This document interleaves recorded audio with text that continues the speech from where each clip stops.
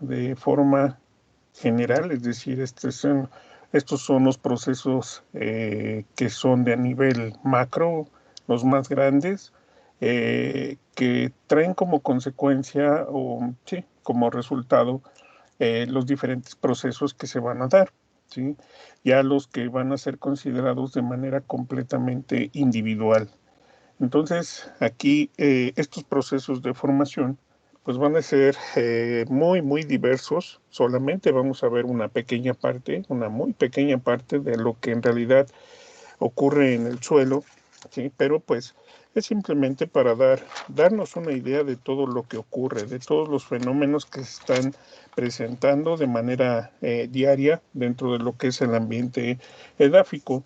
Y entonces nosotros pues vamos a ver que este ambiente, estos lugares que ya todos conocemos, cualquiera que ustedes consideren, cualquiera que ustedes en este momento se les venga a la mente, pues tiene ya un proceso de formación de muchísimos años, de tiempo que pues ha llevado un proceso de modificación, de alteraciones, de movimientos. Entonces aquí nosotros lo que tenemos y en algunas ocasiones, si es que alguno de ustedes se dedica a las actividades agrícolas, pues todos tenemos un material, un sustento a través de lo que es el recurso suelo.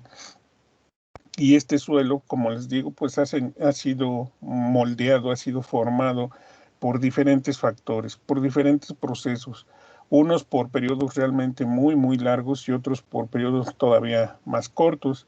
Entonces aquí pues debemos considerar que todos estos eh, suelos que nosotros, todos estos ambientes que nosotros ya identificamos y podemos ver, insisto, en cualquier lugar que nos movamos, cualquier lugar que visitemos, vamos a encontrar condiciones completamente diferentes, con procesos y factores de formación que han influido de formas completamente diferentes.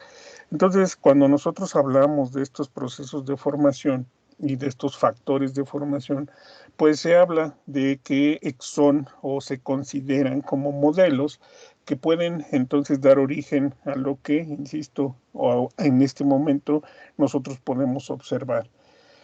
Estos modelos se basan en el nivel macro, insisto, a nivel mayor de gran tamaño, en los factores de formación.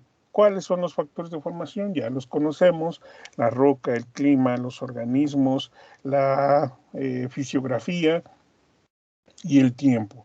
¿Sí? Todos estos van a actuar de forma diferente. Hicimos algunos ejemplos, nos dimos cuenta que todos tenían una participación grande o pequeña, pero tenían una participación dentro de lo que es esta formación del suelo. Y también la basada en los procesos formadores, los procesos que en este caso ustedes van a mencionar, donde nosotros nos vamos a dar cuenta que pues son procesos que se pueden considerar sí específicos, ¿sí? Porque nos van a hablar de algunas condiciones, como lo pueden observar ahí dentro de la diapositiva, de disolución, de hidrólisis, de oxidación, de carbonatación, etcétera. Entonces, estos procesos van a estarse presentando de manera completamente constante, ¿sí? Pero debemos considerar una cosa aquí, que son procesos que no ocurren de manera completamente aislada. Es decir, no existe simplemente una oxidación y punto. Tiene que haber un proceso en conjunto para que nosotros podamos tener ya un fenómeno completamente visible dentro de lo que es el ambiente edáfico. Por lo tanto, se considera que estos trabajos, estos procesos que se van realizando son de manera compuesta, ¿sí? Van ocurriendo siempre de la mano con otros procesos de formación. Entonces, estos siempre van a estar en esa interacción, siempre van a estar participando para dar origen a las diferentes características que van a tener los suelos. Entonces aquí, pues podríamos decir que el suelo resultante, pues es una asociación entre lo que es como tal el suelo, pero también en relación con el paisaje.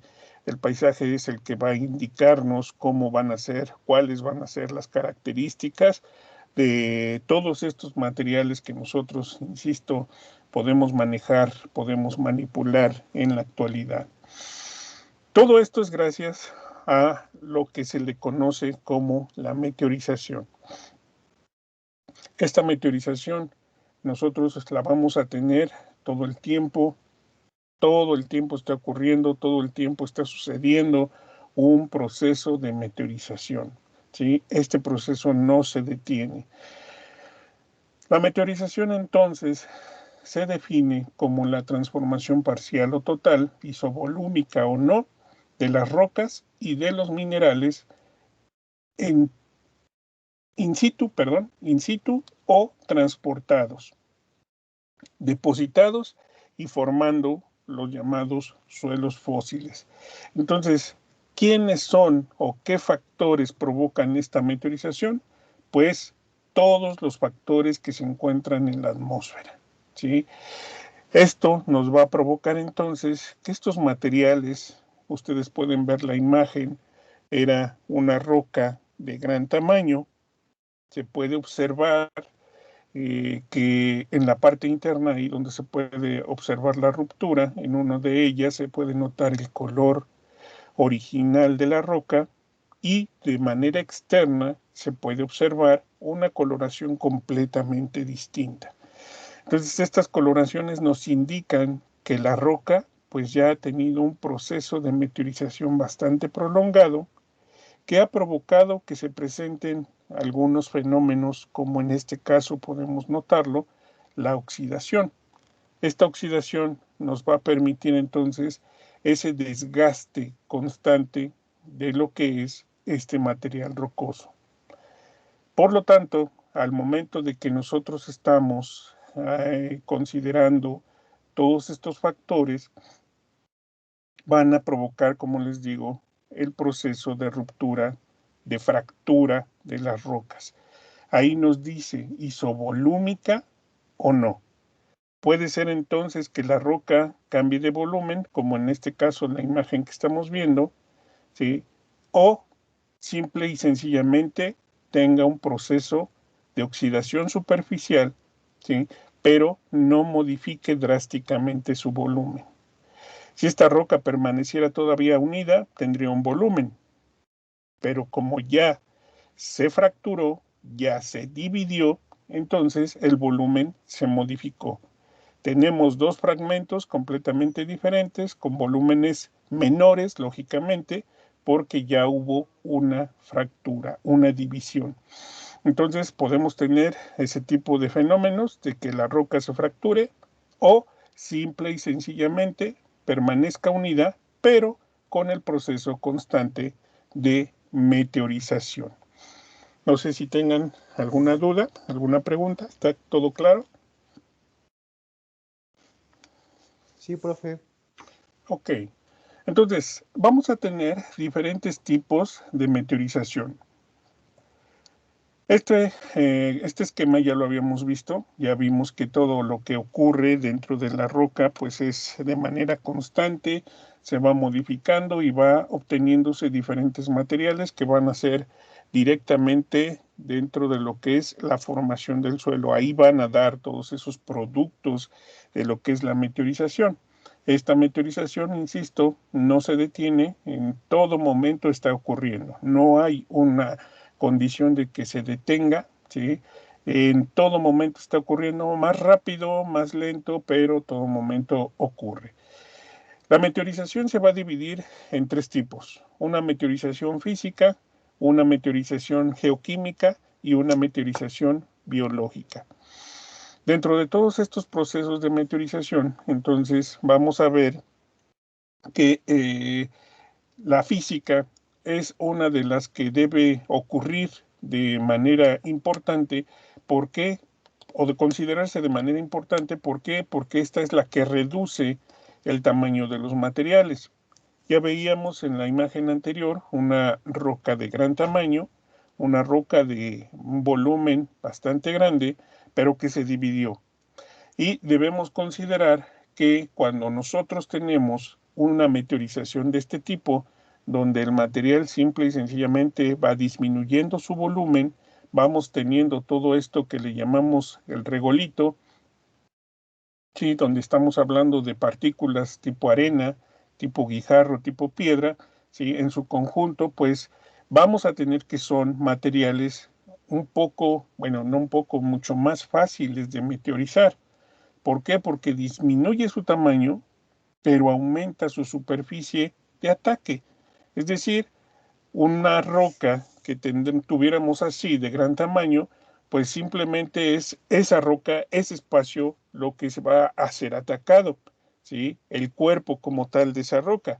Sin embargo, si dividimos esa roca en partículas más pequeñas, como las que se ven en esta imagen, pues nosotros podríamos entonces asegurar que el proceso de la meteorización se acelere también.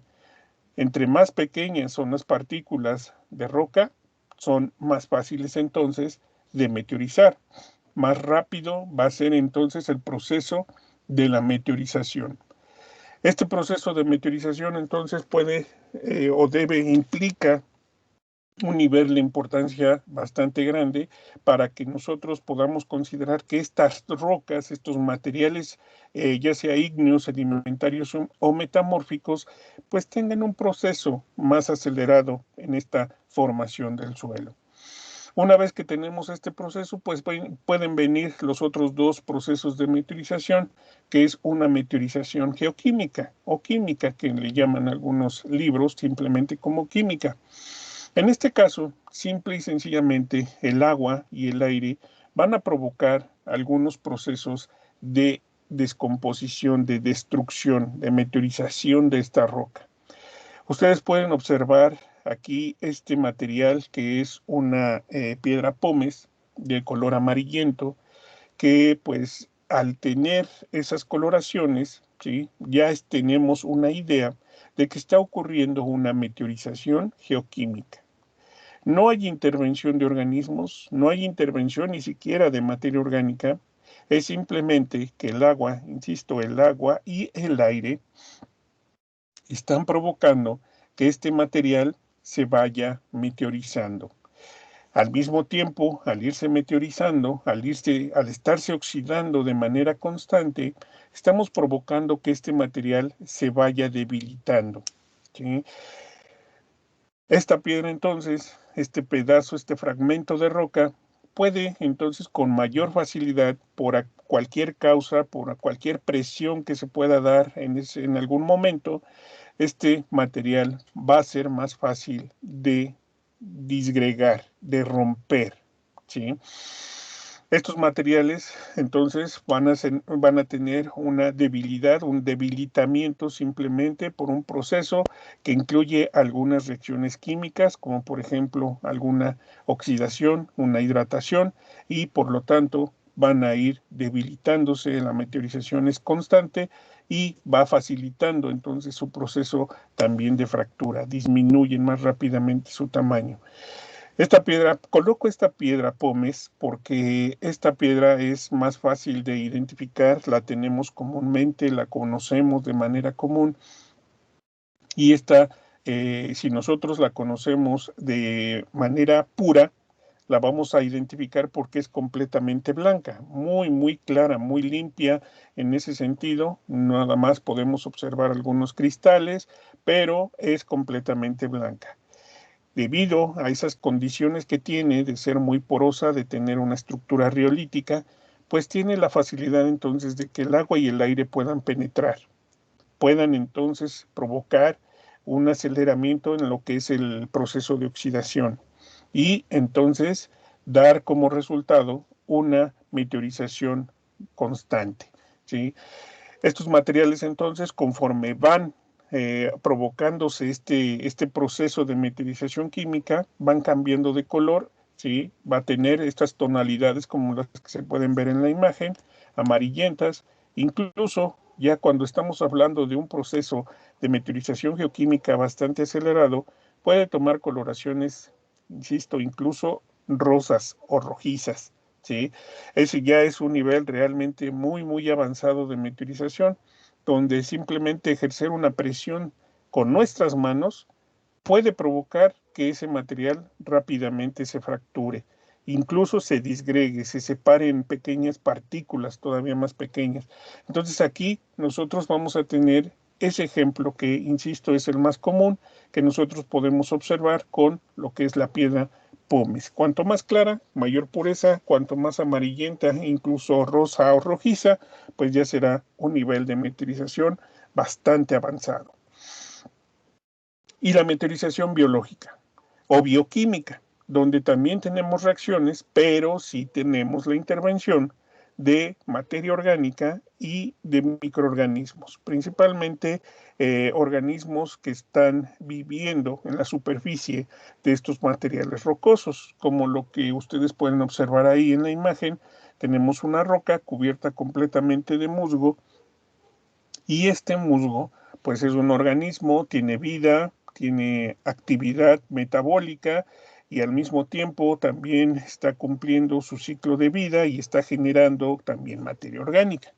Entonces, toda esa materia orgánica, todo este organismo que está presente, está cubriendo la roca, pero al mismo tiempo está provocando que la liberación de los residuos de su metabolismo, pues vayan reaccionando, vayan generándose algunas reacciones y vayan provocando, por lo tanto, un desgaste.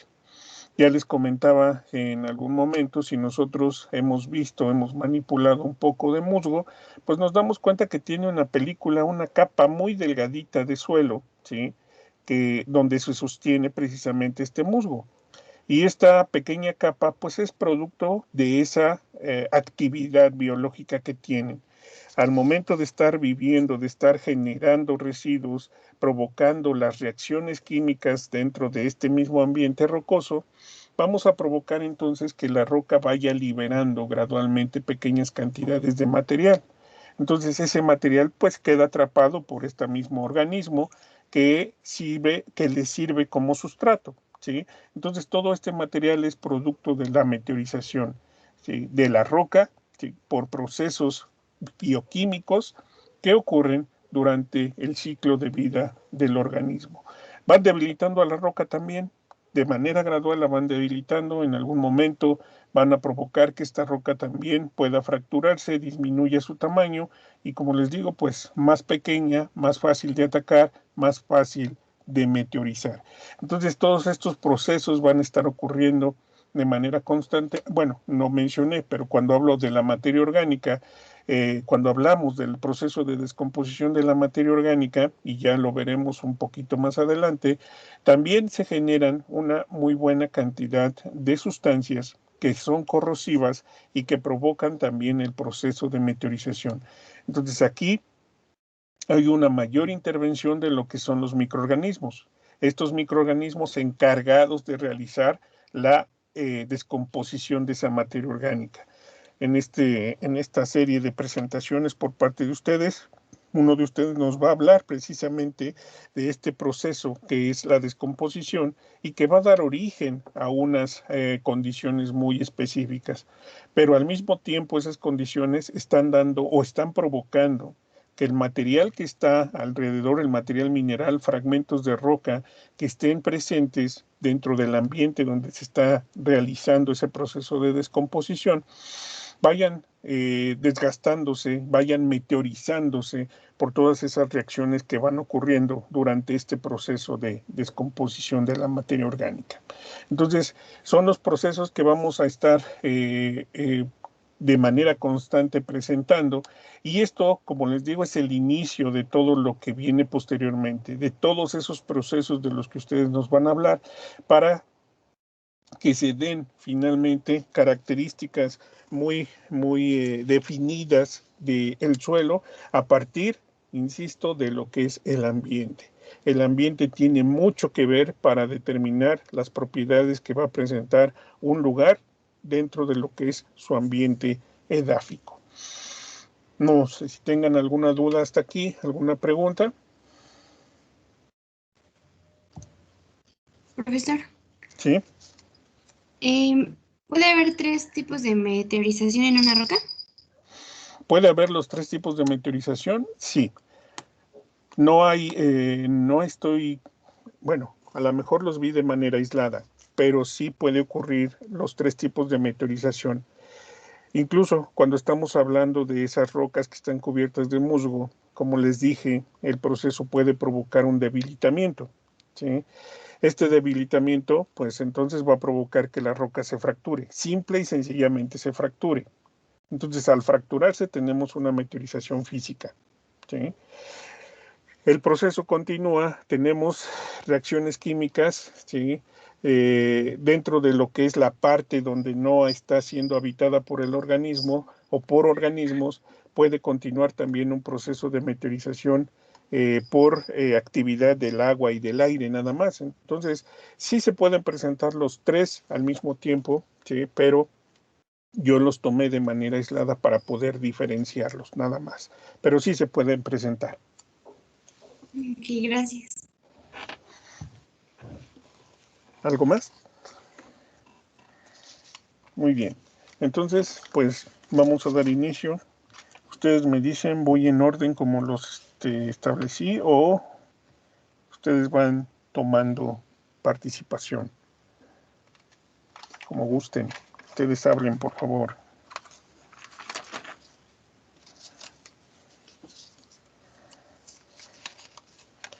Ok, por decisión unánime. Andrea, por favor, comenzamos con las adiciones. Sí, profe.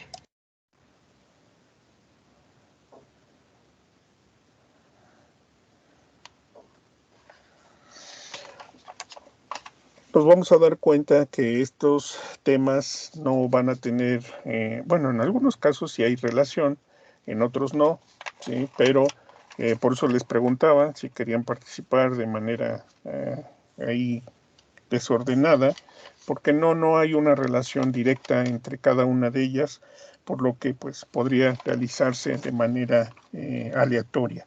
Entonces vamos a iniciar con Andrea, que nos va a hablar de las adiciones del suelo. Adelante, Andrea. Bueno, pues buenos días, profesor. Mi nombre es Andrea Mejía Martínez y yo les voy a presentar las adiciones del suelo.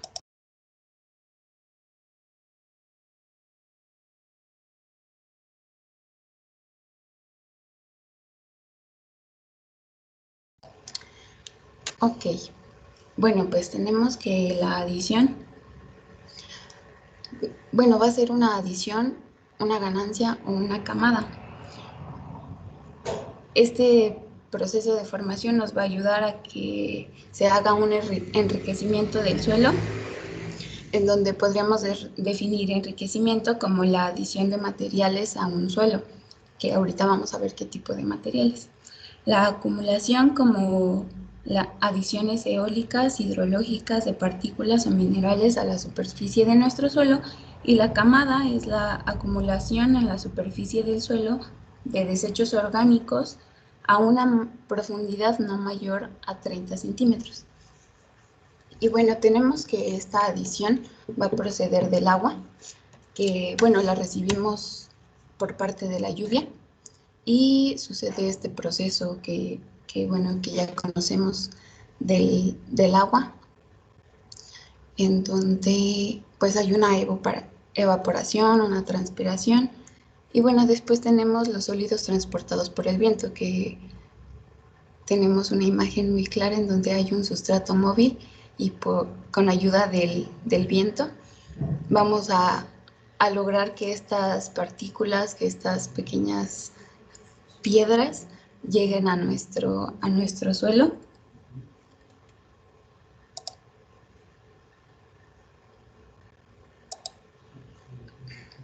Y después tenemos las partículas en suspensión, que bueno, aquí no solo es la contaminación provocada por los autos, sino también puede ser el polvo, el polen, el humo e incluso la neblina, que es el rocío de la lluvia.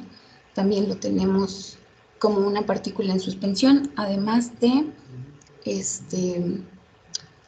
metano, que bueno, bien sabemos que es producto de la descomposición de la materia orgánica del ganado.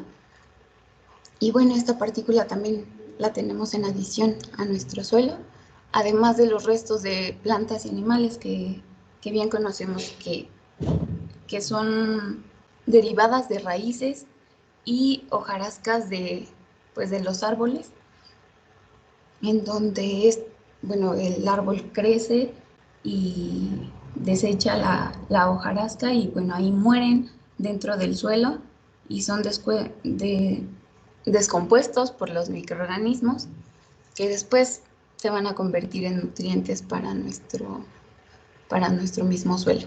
Y bueno, en número 5, a reserva de lo que diga el profesor, la fertilización es una adición del suelo, pero que nosotros generamos pues de forma manual, y las 4 primeras son de forma natural, que no podemos controlar.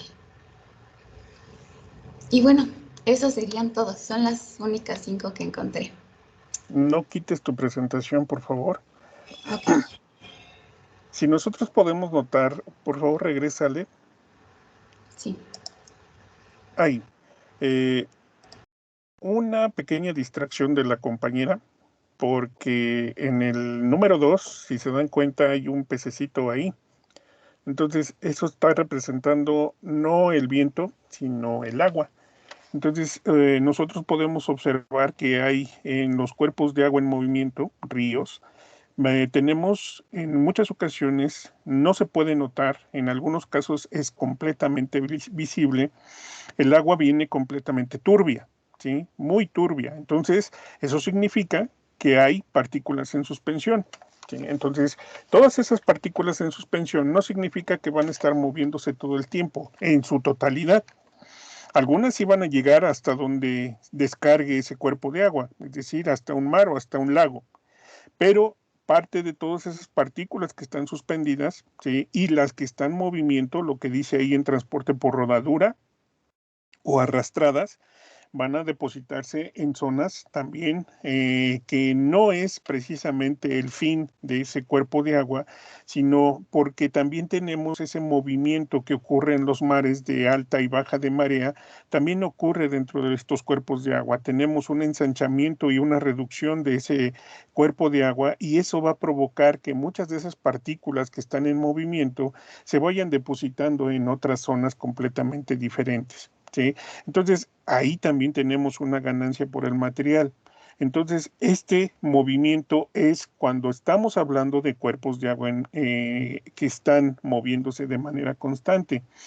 Lo que ocurre en el número 1, ocurre que tenemos un movimiento también, pero por movimiento vertical, no horizontal.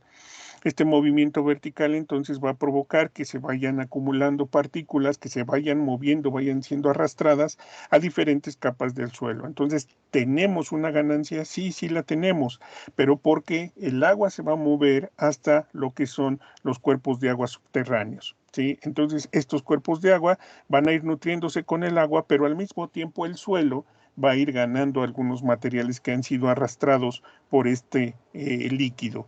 Regrésale a pásale a la siguiente.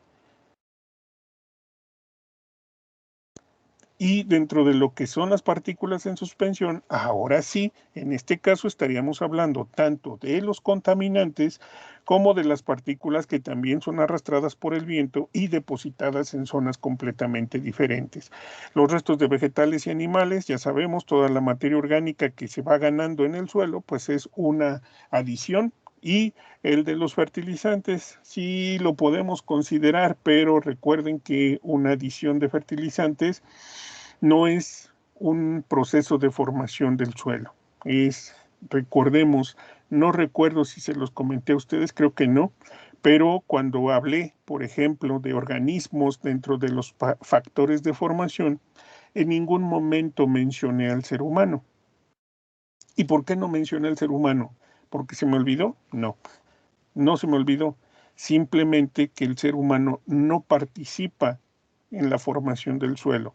El ser humano participa como un destructor del suelo, y simplemente el aportar productos sintéticos como un fertilizante es destruir al suelo.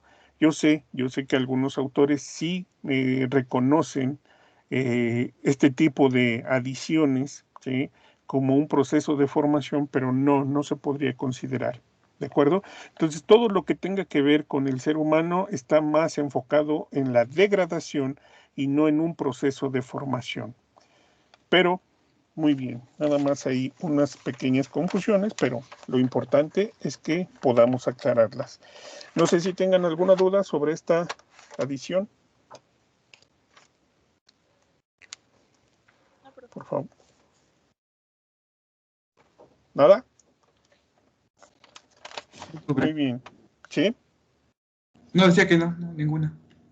Ah, ok. Susana, humificación. Muchas gracias, Andrea. Gracias.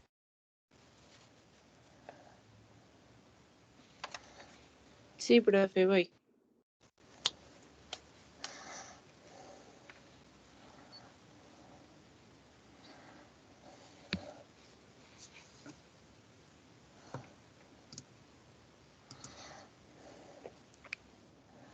Bueno, pues ahora les vamos a hablar sobre les voy a hablar sobre la humificación del suelo. Mi nombre es Susana Domínguez Flores. La humificación del suelo es un conjunto de procesos responsables de la transformación de la materia orgánica.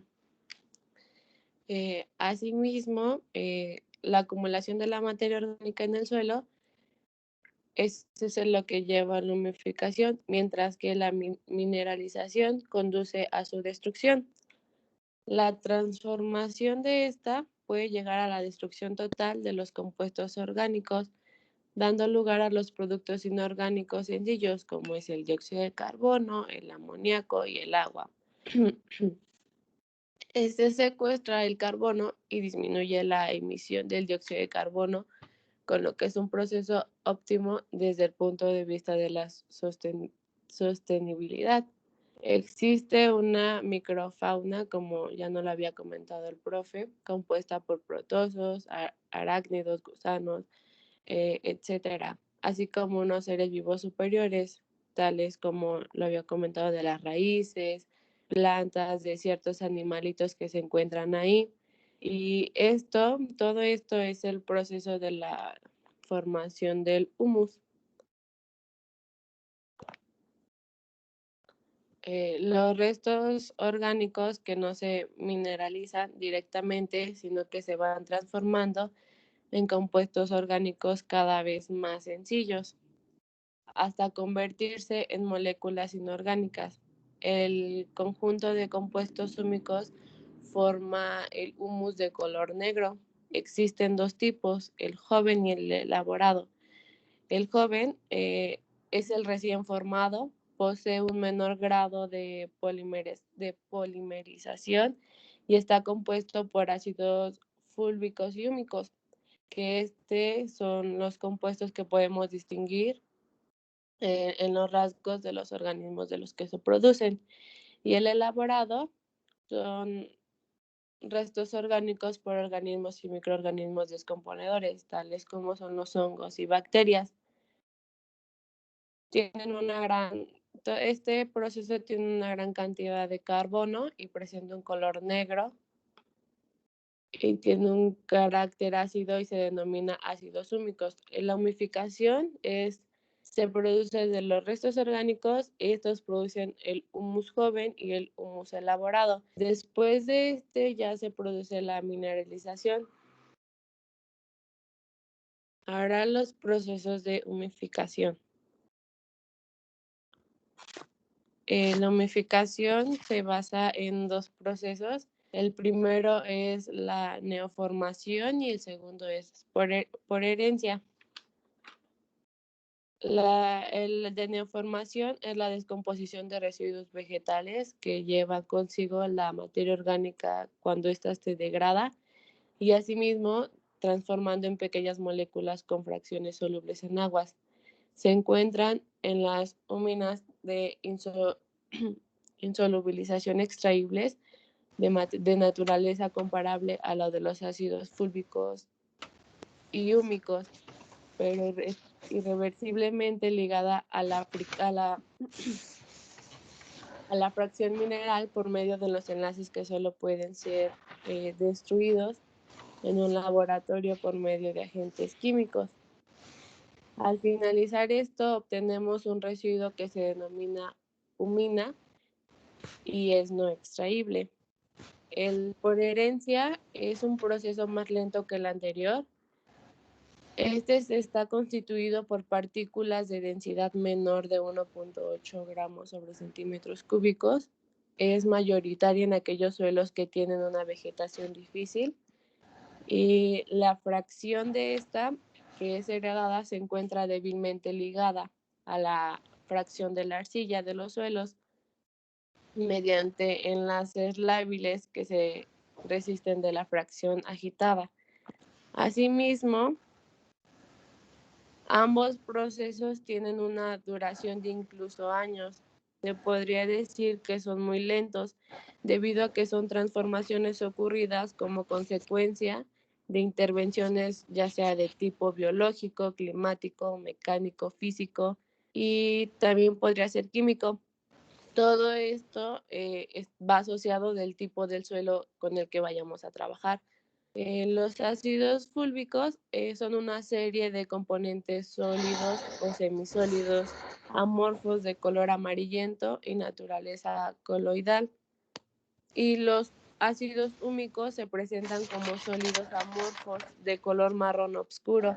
Generalmente estos son solubles en agua y todos son disolventes no polares que fácilmente se encuentran en soluciones acuosas. Los efectos de la materia orgánica en los suelos de cultivo, pues se presentan efectos que aumenta en parámetro edáfico. El físico aumenta y mantiene la estabilidad de la estructura, participa en la agregación y cohesión de las partículas, aumenta la permeabilidad, aumenta la capacidad calorífica y mantiene un régimen. En los químicos, lo que ayuda es que aumenta el poder de tampón del suelo y regula su pH, aumenta la capacidad de intercambio, provee y mantiene las reservas orgánicas de nitrógeno y otros, y tiene una nutrición. En los biológicos favorece a la respiración radicular, favorece la generación de las semillas, la aparición de microrrizas.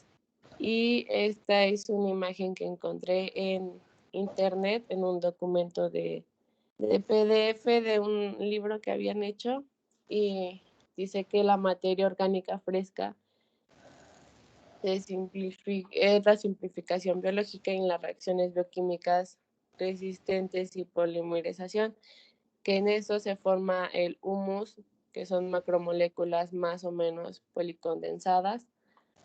Asimismo, la simplificación biológica de las proteínas es la mineralización primaria, que es la formación inorgánica simples, que ya sean solubles o gaseosas. En solubles podemos encontrar el agua, los fosfatos, sulfatos y nitratos, y gaseosas como el amoníaco y el dióxido de carbono, que estos llevan a la formación del humus y estos llevan a la mineralización secundaria.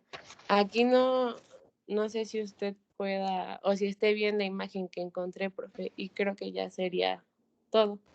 Y bueno, en pocas palabras, la humificación es la formación de humus, que se presenta con un color negro intenso.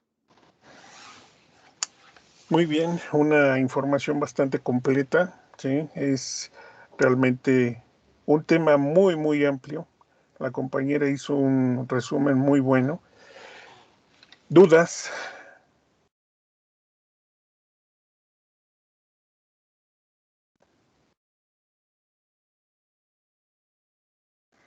Bien, no hay dudas. Y no, la verdad no tendría nada que agregar. Fue una explicación bastante buena y una información de muy buena calidad. Muchas gracias, Susana. Gracias, profe. Jimena.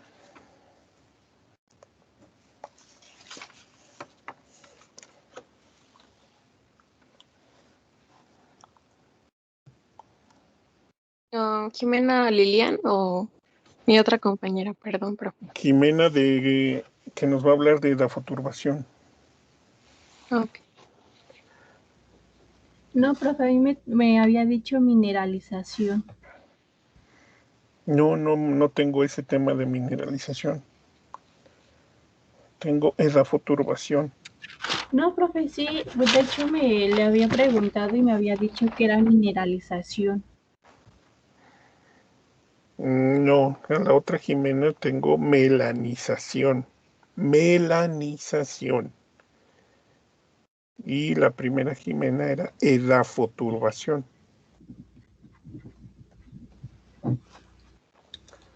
Ah, sí, perdón, profe, era esa melanización.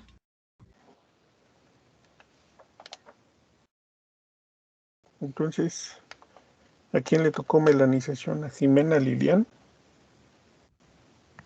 No, profe, a Jimena Lilian me dijo translocaciones. Translocaciones.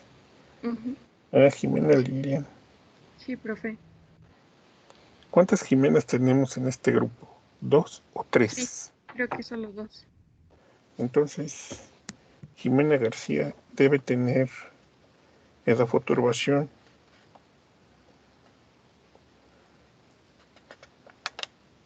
A ver, Jimena García, ¿qué tienes? ¿Qué investigaste?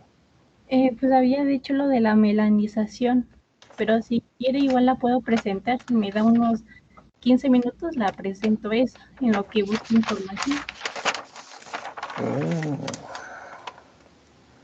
Pues aquí ya no supe qué pasó entonces.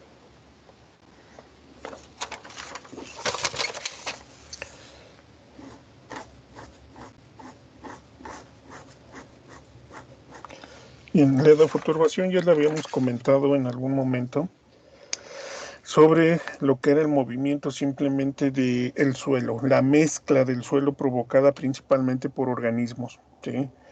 Si recordamos, mostrábamos, bueno, no yo, mostraban ustedes una imagen donde se podían observar diferentes huecos provocados por la actividad de algunos roedores, ¿sí? O pequeños mamíferos que utilizan el suelo para realizar sus madrigueras. Entonces, ¿qué provocan? ¿Qué hacen? Estos organismos van a tener que cavar obligatoriamente y sacar suelo para que puedan formar entonces su madriguera. Este suelo, como es sacado a la superficie, inmediatamente se mezcla con el suelo que está en la superficie. Tenemos ahí entonces una edafoturbación, simplemente una mezcla de materiales. Si el organismo abandona esa madriguera y ya no es ocupada por otro organismo, entonces comienza a derrumbarse y se va a rellenar, ya sea con material de la superficie o simplemente se derrumbe y ahí tengamos nuevamente una mezcla. ¿Sí?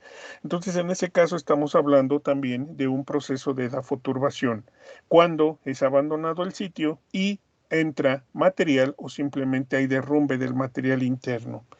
Cuando tenemos lombrices, cuando tenemos hormigas, gusanos, sabemos que también hacen sus galerías, también sacan pequeñas porciones de suelo, pero las sacan.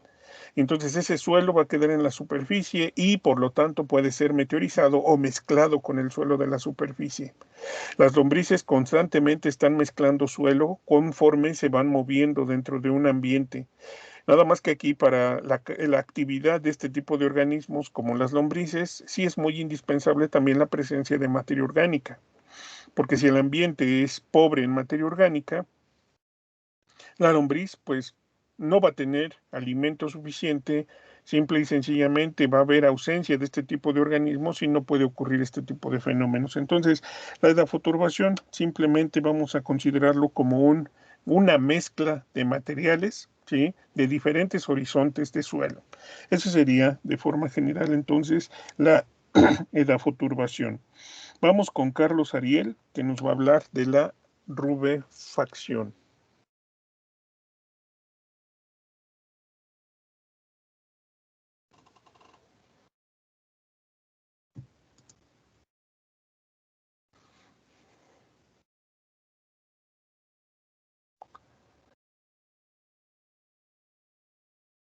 ¿Sí, Carlos, o no, Carlos?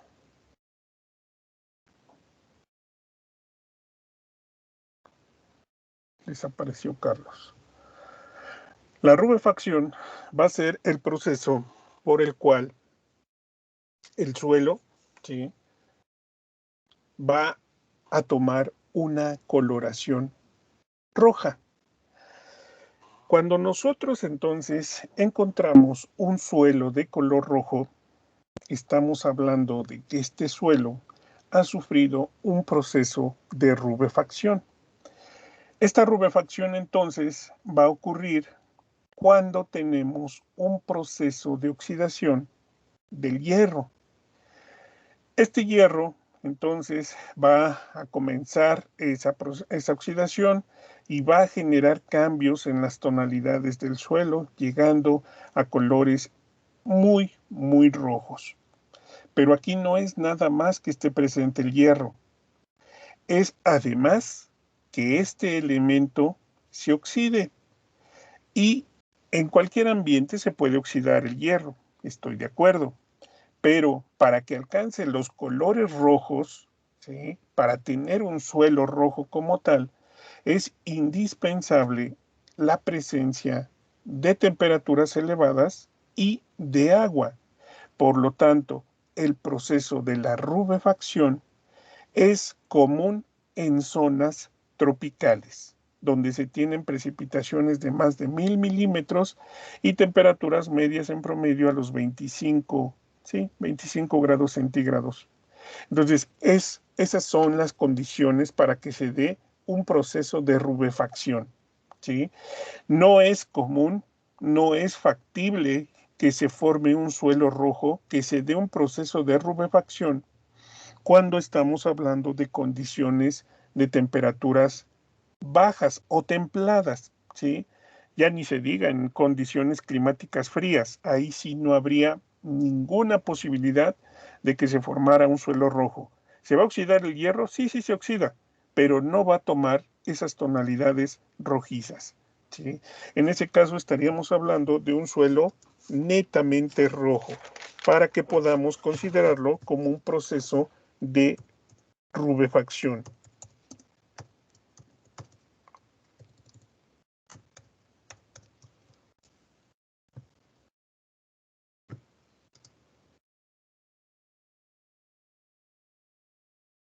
Algo como, nada más que aquí exageran los colores, manipulan los colores, pero bueno, aquí ya encontré una.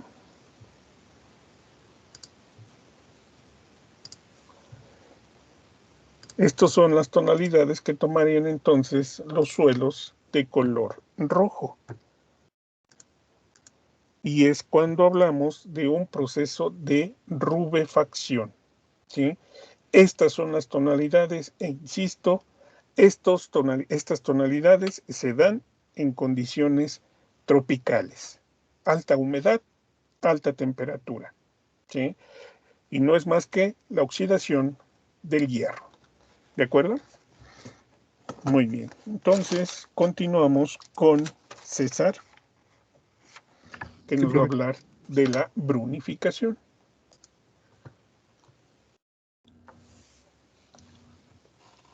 Bueno, buen día, compañeros, profesor. Pues les voy a hablar sobre la brunificación. ¿Ya se puede ver mi pantalla? Ya. Okay. A este proceso también se le conoce como empardecimiento y al igual que el anterior, es debido a alteración de los minerales primitivos, especialmente del fierro. Es un proceso de deshidratación de los óxidos de hierro ligados a las arcillas. Y aquí en la imagen se puede ver cómo es que se logra. Del lado izquierdo está lo que podría ser el humus y presencia de fierro también. Y del lado derecho es cómo termina la finalización. Bueno, es a través de la formación de hidróxidos férricos que están más o menos hidratados y parcialmente cristalinos, con una forma de gel, y estos a su vez se mezclan con las arcillas, directamente o a través del humus, formando así unos compuestos, a veces organominerales, en un proceso de deshidratación de los óxidos de hierro que están ligados a las arcillas. Y a diferencia del anterior, bueno, si se dan cuenta también es rojito, pero este se da en zonas templadas y húmedas, no en tropicales como el anterior. Esa es la diferencia. Bueno, yo lo diferencié así. Ok, sí, es correcto, nada más que sin alcanzar esas tonalidades, César, Esas Ujú. tonalidades ya corresponden a un suelo con rubefacción. Sería el de tu primera imagen, donde tienes dos, una de color café y otra de color más rojizo. Esa de color café es en realidad el proceso de brunificación. Suelos de color café en condiciones de climas más templados. ¿De acuerdo? Ok, profe. Gracias, César. Por nada. Rocío, Sí, profe, aquí estoy. adelante. Vamos con otro que es también relacionado con el color, que en este caso es la gleificación. Ya se ve mi diapositiva. ¿Ya? Hola, buenos días. Soy Rocío. A mí me tocó la identificación. No encontré muchas imágenes. Este, bueno, la gleificación es característica del suelo de altas estarios, llanuras aluviales, entre otros. Su importancia va dependiendo de la zona geográfica o donde se pueda encontrar del suelo. Sus funciones del suelo afectadas es en la producción alimentaria, que están restringidas a especies adaptadas a excesos de agua. Tiene funciones hidrológicas, que es la infiltración, el filtrado y la afectación de las capas freáticas. Tiene diferentes funciones. Una de ellas es soportar las edificaciones e infraestructuras. Eh, los criterios de diagnóstico tienen la presencia de comunidades de plantas hidrofilias que constituye un indicador. Eh, el estudio del perfil del suelo es mal drenaje, los colores grises de reducción o moteados, obstrucciones de hierro y magnesio. Eh, Se puede prevenir o controlar este tipo con procesos de edificación que constituyen el ecosistema y protegen para ser utilizados en un cultivo que son como que donde no bastante agua, como por ejemplo es el arroz. En una imagen que encontré es el que podemos observar a la derecha, donde tienen rasgos de óxido reducción.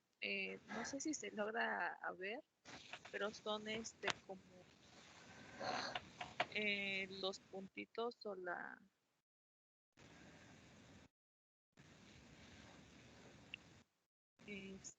bueno, las decoloraciones que se le puede observar.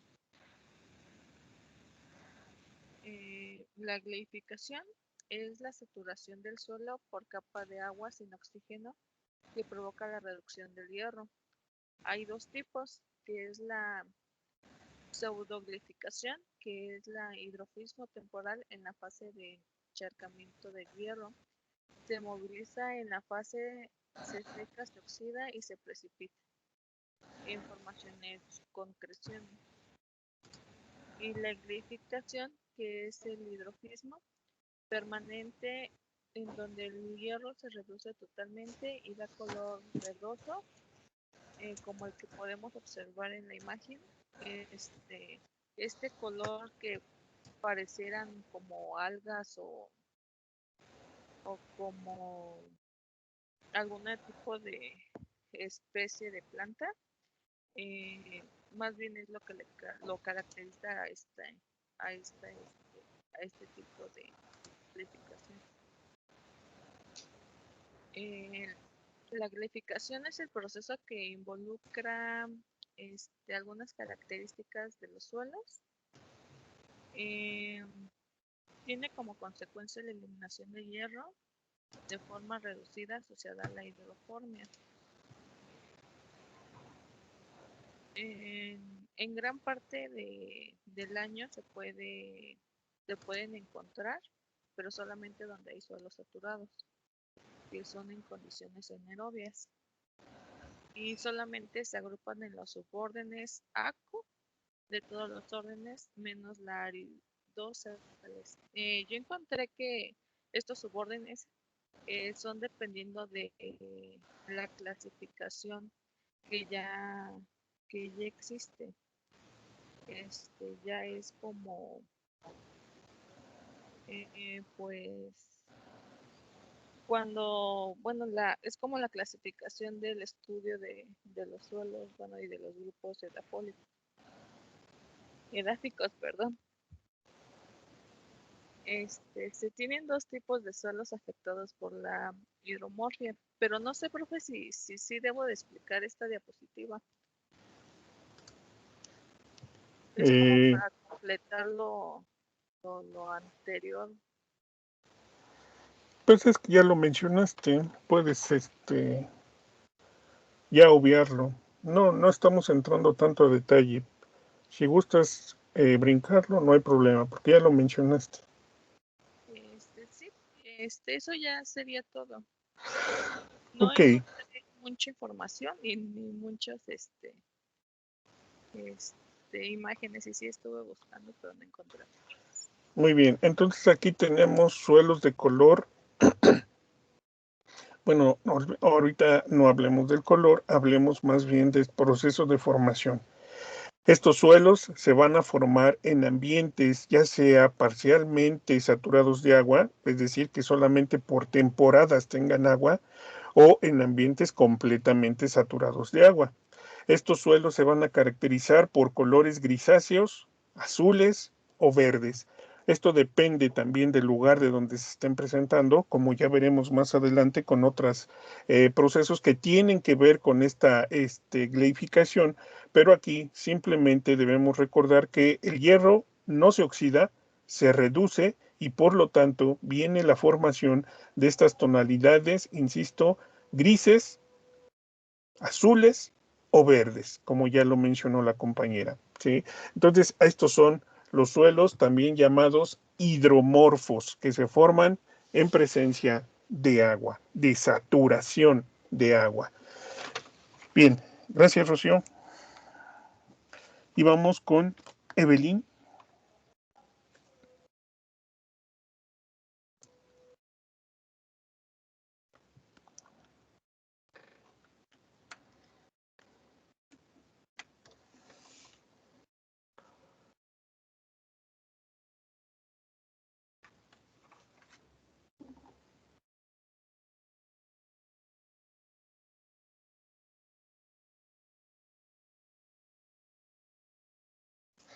Parece que no tiene nada Evelyn. A Evelyn le tocaba la formación de materiales sulfurosos. En este caso estaríamos hablando también de lo que es una gleificación. ¿Por qué? Porque también estamos hablando de una condición donde se presentan saturaciones de agua. Esta saturación de agua, y además considerar que es un agua salada, ¿sí? Tenemos entonces una presencia de sodio.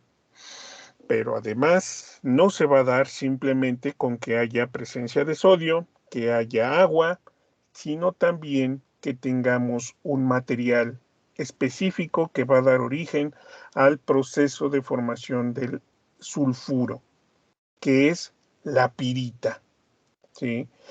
Debe existir también pirita para que nosotros podamos tener la formación de materiales sulfurosos. Entonces, al tener exceso de agua, al presentarse la pirita y al tener aguas salobres, pues vamos a tener entonces la presencia de materiales sulfurosos. Estos materiales sulfurosos entonces son suelos hidromorfos donde tenemos presencia de altas concentraciones de agua, pero esta agua es salobre y se forma este tipo de materiales. ¿Cuál es su característica? Que es un material muy rojizo, ¿sí? Estos materiales rojizos entonces van a tener como característica una condición de alta concentración de sulfatos de hierro, ¿sí? Estos sulfatos de hierro son los que provocan esas coloraciones rojizas. Por lo que estamos viendo, no se trata de suelos aptos para actividades agrícolas, estamos hablando de siempre concentración de agua salada, entonces no estaríamos en condiciones de hablar de un material apto para utilizarse como sustrato siquiera, ¿sí? Debido a esa alta concentración de sulfatos de hierro. ¿De acuerdo? Entonces, en este caso, es un tipo de gleificación con agua salada y presencia de pirita. Tendríamos los materiales sulfurosos. Vamos ahora con Viridiana, que nos va a hablar de los materiales sulfúricos.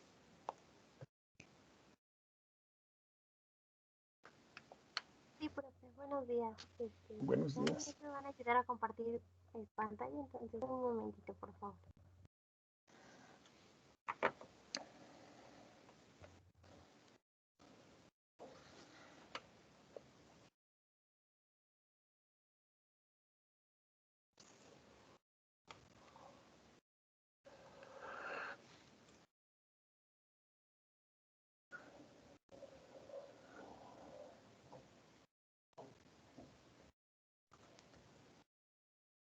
Bueno, pues el sulfuro es un elemento amarillo brillante, no metálico, de origen natural y se encuentra en todo el mundo. Y en su forma pura es inodoro.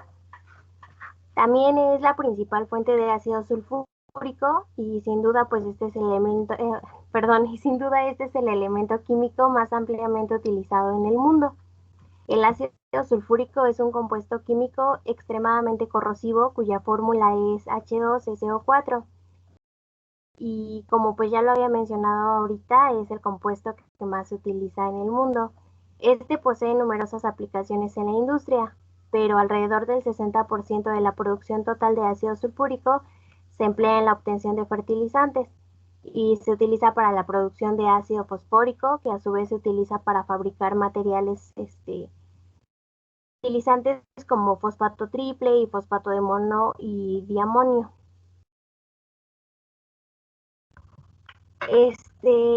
Y bueno, esto provoca en ocasiones que los suelos sean suelos sulfatados ácidos por la aplicación de estos fertilizantes o también por lo que había dicho hace un momento usted, profesor, de la formación de sulfuro en los suelos por la cantidad de agua salada que luego podría estar en los suelos, vaya. Y bueno, estos suelos se caracterizan por ser de sistemas diamónicos con una degradación química continua por causa de un proceso de acidificación severa, que pues se da por un producto de la oxidación primaria de sulfuros de hierro y la generación de ácido sulfúrico, con la consecuente destrucción de minerales primarios e hidrólisis secundarios del aluminio, que pues es el proceso de la sulfatación. Y la mayor degradación química de estos suelos se identifica en el campo por la presencia de horizontes sulfúricos y la acumulación de sales sulfatadas metálicas que originan superficialmente áreas escaladas. Y bueno, la naturaleza y la acidez de los suelos sulfatados ácidos se da junto con productos finales de su reacción bioquímica en medios aeróbicos que pues da origen a formas libres de hierro y de aluminio como los sulfatos metálicos que actúan en los procesos de hidrólisis y la acidificación de los suelos sulfatados ácidos, que completa tres tipos de acidez, que es la acidez real, que se da con la acidez activa y la acidez intercambiable, la acidez retenida, que es la acidez proveniente de minerales precipitados como la jarosita, y la acidez potencial, que son procesos de oxidación que pueden generar acidez actual y retenida. Y bueno, en estos suelos en estos suelos las diversas formas de acidez hacen más complejos el diagnóstico y el control de la acidez y repercuten en general en la necesidad de una densificación mayor de materiales encalantes para lograr neutralizar hasta niveles tolerados por el cultivo, aunque pues, como ya lo mencionaba, como que ya no sirven para el cultivo este tipo de suelos. Y bueno, otra de las consecuencias de la liberación del ácido sulfúrico en los suelos puede ser que pues aparte de liberar metales pesados como el hierro y el aluminio, el suelo puede crear gran variedad de impactos adversos como la muerte de la vegetación, la filtración de agua subterránea y pues también posteriormente la acidificación del mismo suelo y pues los cuerpos de agua que están cerca, la muerte de peces y otros organismos acuáticos. También contribuye a la degradación de estructuras del hormigón y acero hasta que pues el suelo prácticamente es como inservible. Y sería todo, profe, porque tengo más información, pero creo que eso ya era referente a lo del tema que mencionó usted.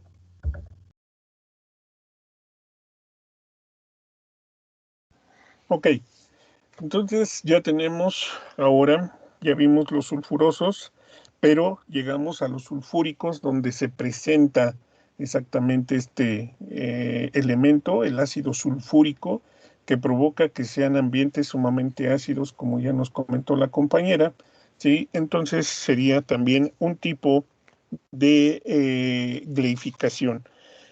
Gracias, Carolina. Perdón, Viridiana. Vamos entonces con Carolina, ahora sí, que nos va a hablar de la ferrólisis.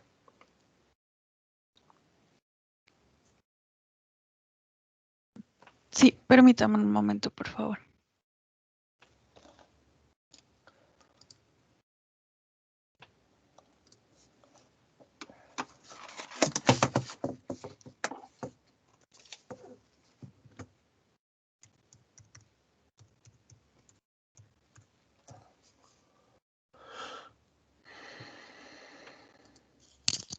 ¿Ya se ve? Ya. Bueno, yo voy a hablar acerca de la ferrólisis. Una disculpa porque no encontré imágenes. De hecho, encontré muy poca información, pero bueno.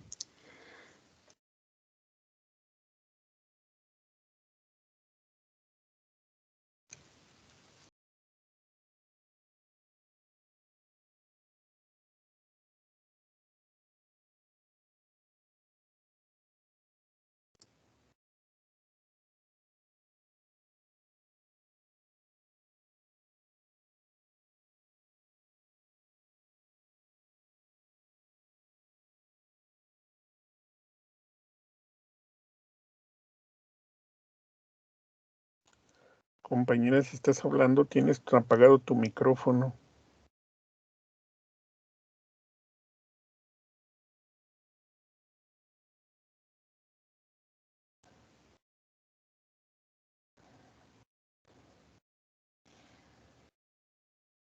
Ay, sí, perdón. Ya, bueno, empiezo de nuevo. Por favor. Bueno, yo voy a hablar acerca de la ferrólisis. Una disculpa porque no encontré ninguna imagen y encontré muy poca información. Pero bueno, es un proceso de formación, se produce en suelos en condiciones hidromorfas e implica la destrucción de silicatos bajo condiciones alternantes de oxidación y reducción, que conlleva una acidificación y destrucción de arcillas. Pues es un proceso de formación y eso sería todo.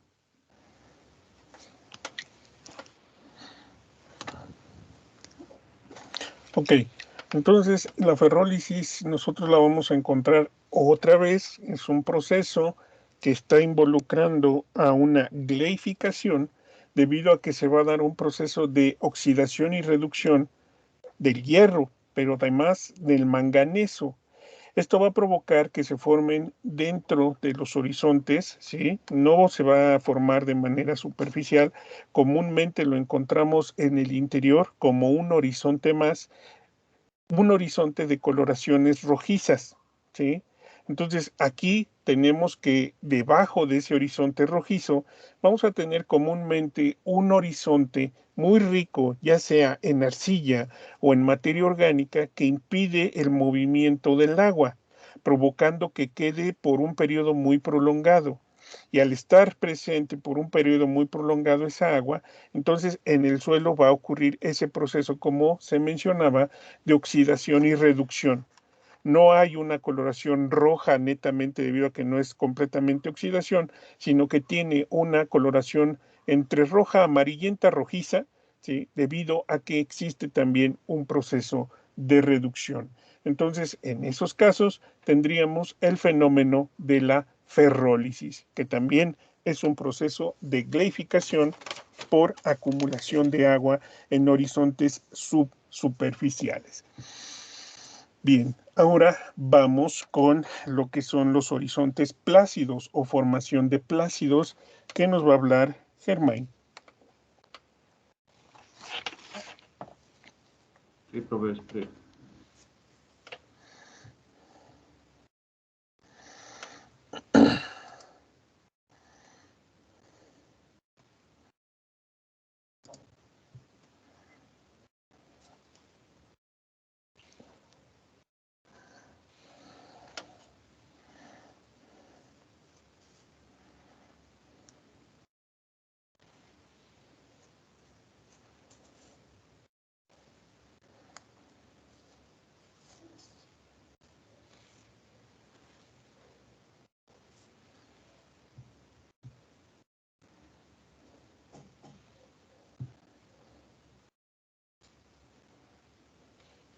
Ya se puede ver.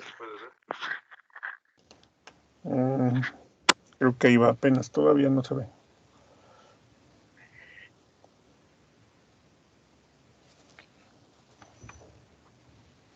Ya.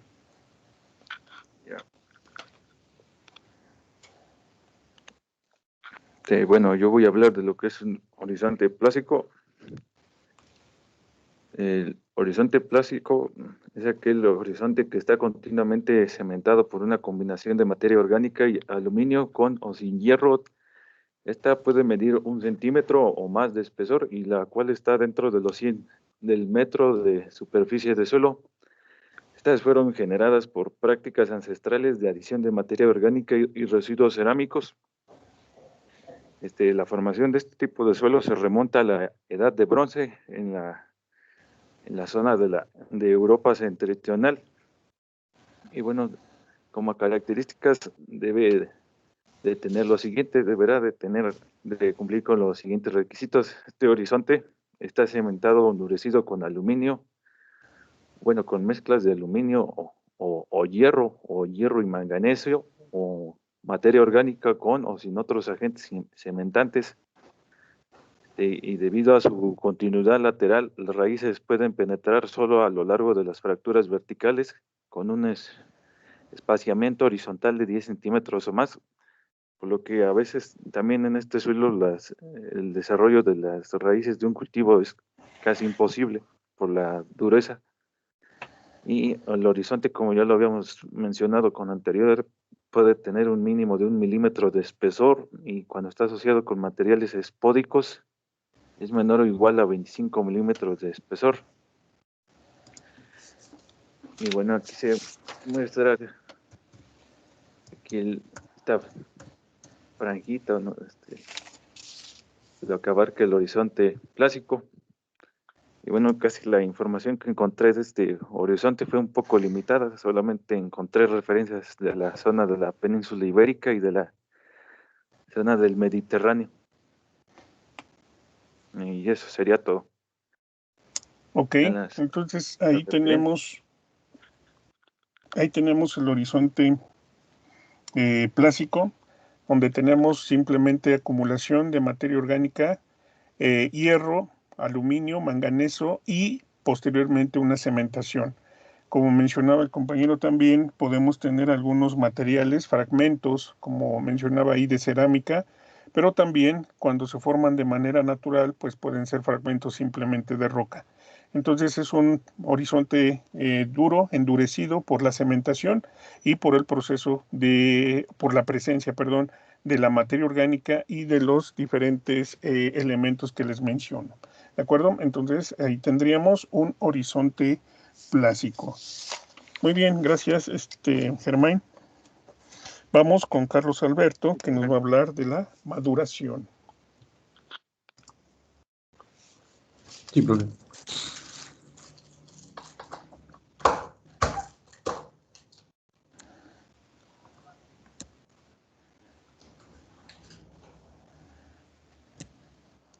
Y bueno, ¿sí se escucha, profe? Sí. Perdón.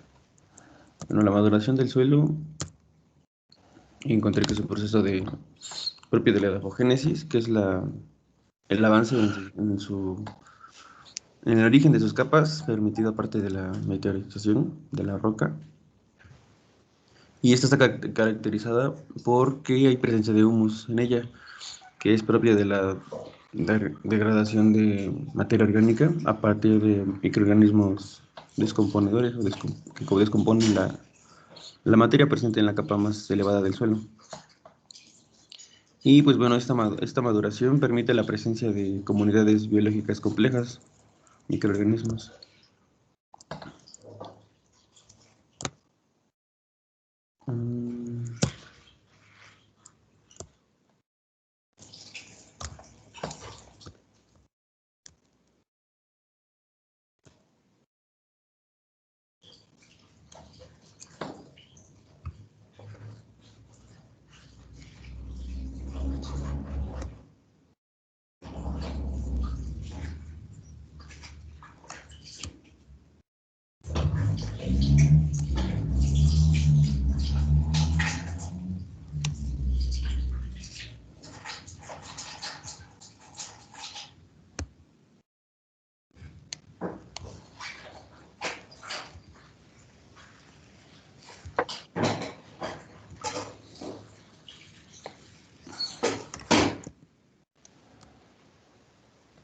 Bueno, aquí está un suelo maduro, un suelo joven y un suelo primitivo, en el cual en el primitivo aún no hay presencia de tanta vida o de tanta comunidad biológica por procesos climáticos. Y en el suelo maduro pues se ve una vida más activa. Y está estructurado en los niveles que son denominados horizontes, y en el suelo maduro se caracteriza también por la presencia del horizonte B, el cual es una acumulación de lixiviación de los arrastres del horizonte A por la lluvia. Y hay una vegetación densa en el mismo. Aquí hay otra imagen de la degradación de la roca en las etapas de la formación del suelo, de sus horizontes. Y sería todo. Bien, bueno, aquí el compañero Carlos nos habló de lo que es la edad de un suelo.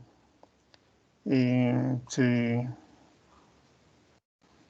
término confunde, creo que sí estoy de acuerdo en eso, pero en este caso la maduración hace referencia principalmente a lo que es acumulación nuevamente de materia orgánica en la superficie del suelo. ¿De qué estoy hablando? De los pantanos.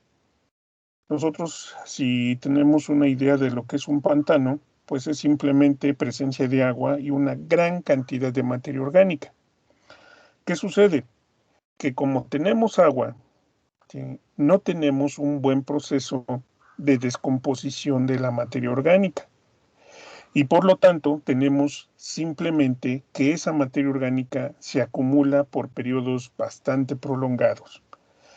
No se descompone, es más, podríamos tener más un proceso de putrefacción y no de descomposición. Por lo tanto, simple y sencillamente la materia orgánica ahí va haciéndose vieja. Por eso se llama maduración. Entiendo lo que puede confundir el término, pero sí les voy a solicitar que si en algún momento hay una duda, pues me pregunten. Yo reviso todos los días el Teams por si tengo algún tipo de pregunta, porque sí, aquí sí hubo una confusión. La maduración tiene que ver entonces con una acumulación de materia orgánica en presencia de grandes cantidades de agua. No hay un buen proceso de descomposición y podría existir más bien un proceso de putrefacción. ¿De acuerdo? Esa sería en realidad la parte de la maduración. Vamos con María Guadalupe, que nos va a hablar de fragipán.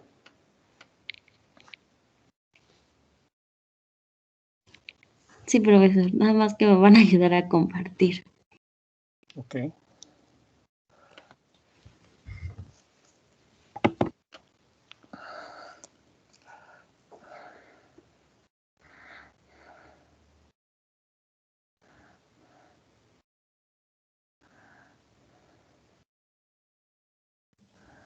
Bueno, a mí me tocó el horizonte fragipán y es el horizonte superficial duro en estado seco que se vuelve frágil al humedecerse.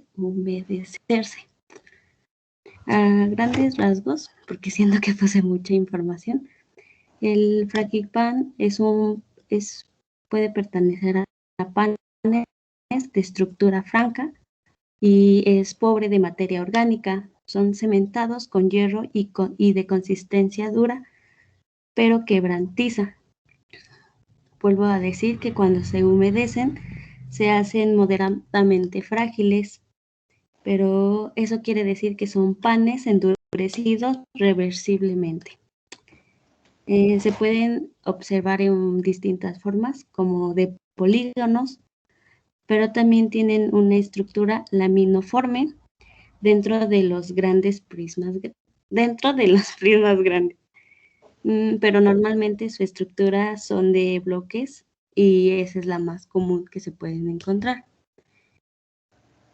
Y bueno, después ya podemos...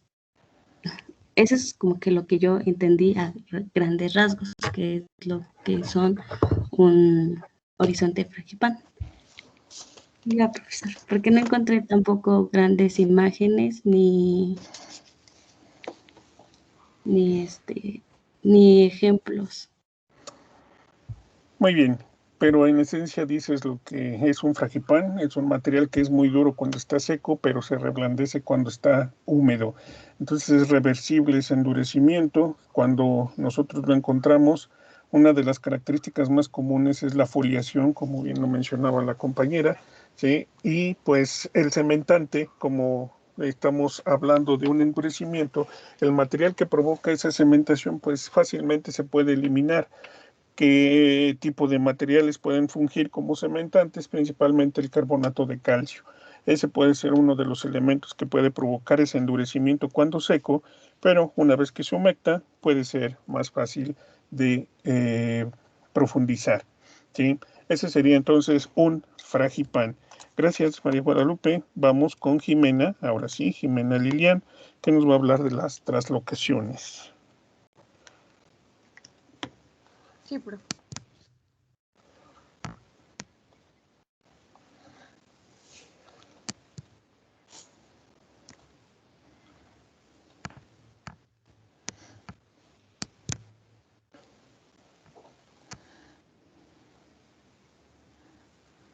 ¿Ya se puede ver la presentación? Ya. Ok. Pues buenos días, yo les voy a hablar sobre las translocaciones. Y pues dentro de los procesos formadores podemos encontrar las translocaciones que implican un cambio de posición de un componente, sea de materia ascendente o descendente, aunque generalmente es descendente, dentro de un perfil. Y puede ser que por un lado agregue materiales y los mezcle, o por otro que los separe y los concentre. Y pues todas estas acciones pueden ser bien por organismos del suelo, por ejemplo los que excavan galerías como lombrices y hormigas, como lo había dicho ya el profe, o por efecto mecánico, que es frecuentemente por acción del agua. Y pues en estos procesos se pueden distinguir dos fases.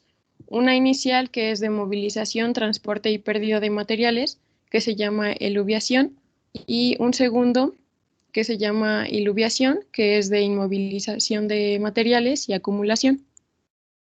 El proceso de iluviación, que es el segundo, requiere necesariamente como paso previo la eluviación, que es el primero, pero la eluviación se puede producir seguida o no del proceso iluvial. Así es como hay suelos en los que se produce solo la pérdida de materiales lixiviados sin que lleguen a acumularse en ningún horizonte.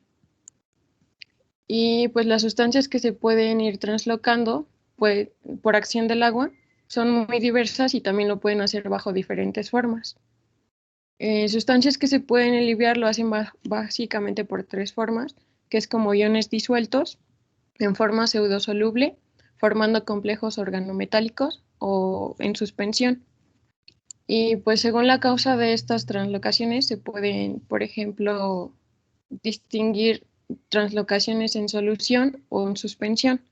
Translocaciones en suspensión, tenemos a la argiluviación, que es un proceso de movilización en suspensión de la arcilla por acción del agua, que actúa obviamente como agente físico de transporte, pero sin reaccionar con ella. El agua con las arcillas en suspensión se infiltra a través de macroporos que al secarse dejan por succión las arcillas en sus paredes y entonces se requiere que las arcillas estén dispersas. Así que es necesario también que exista una eliminación previa de los carbonatos y una ligera acidificación. También tenemos a la pozzolización, que es un proceso de movilización de materia orgánica, aluminio-hierro, desde el horizonte superior con translocación e inmovilización a uno inferior. Requiere de condiciones climáticas frías y húmedas y una vegetación acidófila y escasa actividad biológica. Dentro de las translocaciones en solución podemos encontrar a la carbonatación, que es un proceso que comporta la solubilización de los carbonatos en las estaciones húmedas, para lo que se requiere su transformación en bicarbonatos, que es una descarbonatación.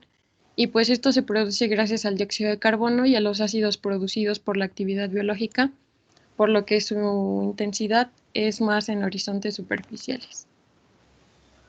También tenemos a la gipsificación, que es el proceso que comporta la solubilización del yeso en las estaciones húmedas para que después de la translocación en el suelo puedan precipitar en los periodos secos. También está la salinización, que es un proceso de enriquecimiento del suelo con sales más solubles que el yeso. En concreto son cloruros y sulfatos de sodio y magnesio, que generan importantes efectos en la vegetación, como pueden ser de tipo osmótico o ion específico. Y pues como en conclusión, digamos que el proceso de translocación de materiales en el suelo es muy complejo y afecta a distintas sustancias como materiales, materia orgánica y complejos organominerales, ya sea por soluciones o suspensiones y por diferentes causas. Y pues creo que eso sería todo. Muy bien, es una muy buena información. Creo que hasta tocaste algunos temas que van a decir tus compañeros, pero bueno. Sí, por eso lo traté de hacer como Sí, no, está muy bien, muy buena información. Gracias, Jimena. Mario, complementa la gipsificación, por favor.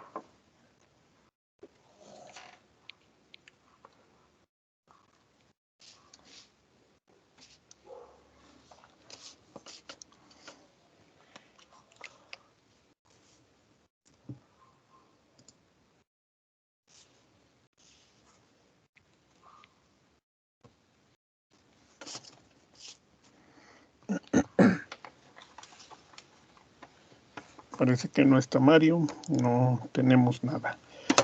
Bueno, ya nos mencionó en parte la compañera, es simplemente un movimiento, en este caso del yeso, que se va a acumular en horizontes inferiores. Tiene que existir ese vehículo que es el agua para que arrastre a ese yeso y se vaya acumulando en las capas que tienen esa ganancia, ¿sí? De forma simple, es el ion, el sulfato de calcio, se va a mover, va a ser transportado por el agua, se acumula en un horizonte que tiene esa ganancia y simple y sencillamente tenemos una gipsificación, ¿sí? Que no es más que una translocación en suspensión. ¿De acuerdo? Entonces, ese sería de manera general la gipsificación. Carla, ¿está Carla? Sí, maestro, aquí estoy. Salinización. Sí. Voy.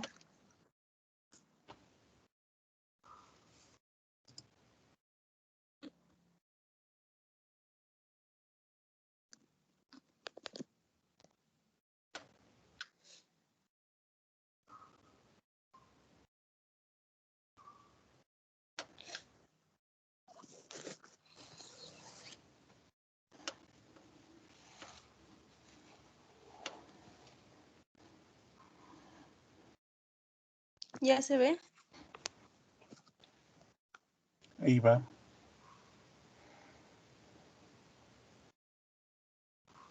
Ya. Bueno, compañeros, a mí me tocó la salinización del suelo y dice que es el proceso de la acumulación en el suelo de las sales solubles en agua.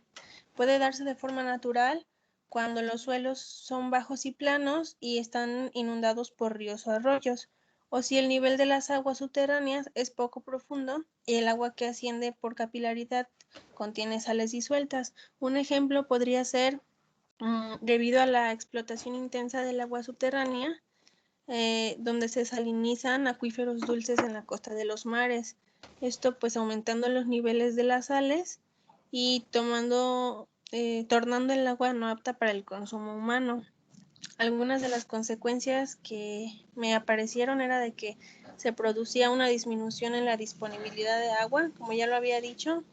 También se desencadenan sequías, se produce un deterioro en la calidad de los suelos, limita el desarrollo de las plantas y el rendimiento de las cosechas y afecta también la fertilidad de las plantas, así como su desarrollo. Y ya. Sí, en esencia es esto. La salinización no es más que una ganancia de iones de sodio que van a provocar que se pierda, en el caso del suelo, se pierdan propiedades como la estabilidad estructural. La misma estructura puede comenzar a perderse y además tenemos una deficiencia en la asimilación de nutrientes y principalmente de agua. Ustedes saben que los nutrientes van a ser asimilados cuando la planta tome ese líquido. Entonces, el agua, al estar a una concentración tan elevada de sodio, va a aumentar el poder osmótico en el suelo y va a retener con mayor fuerza, por lo tanto, entonces, esas moléculas de agua, impidiendo que la planta las asimile. Por eso es muy común que plantas que estén cultivadas en suelos con alta concentración de sales de sodio tengan un crecimiento, un desarrollo deficiente por esas causas.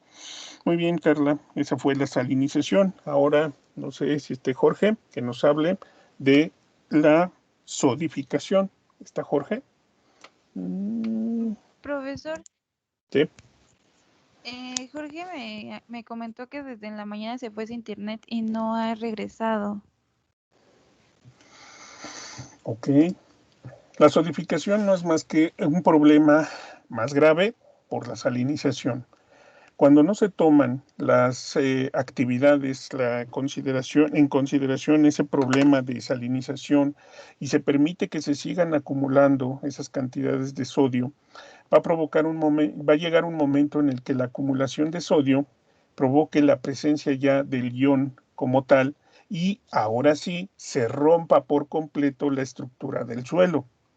Cuando tenemos una pérdida de estructura del suelo, tenemos que entonces las partículas que formaban esas estructuras se van a separar completamente y van a tomar diferentes posiciones.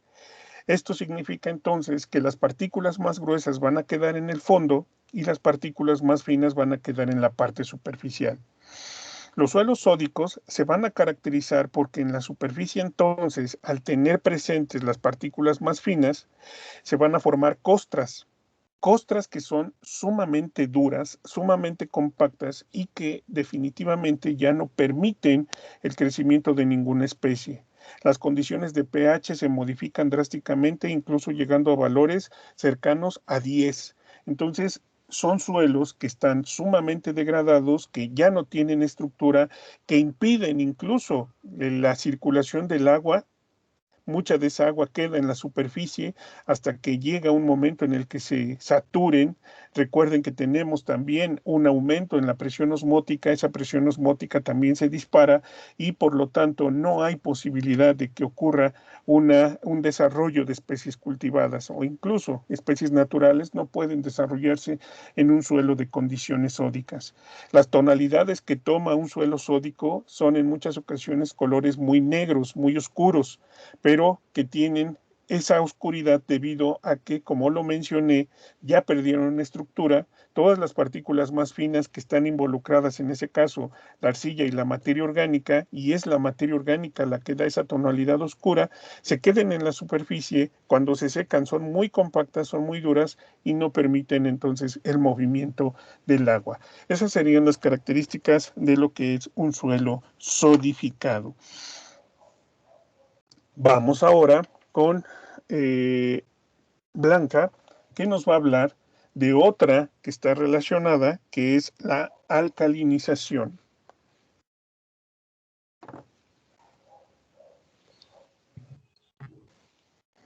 Buenos días, profe, ya voy. Sí.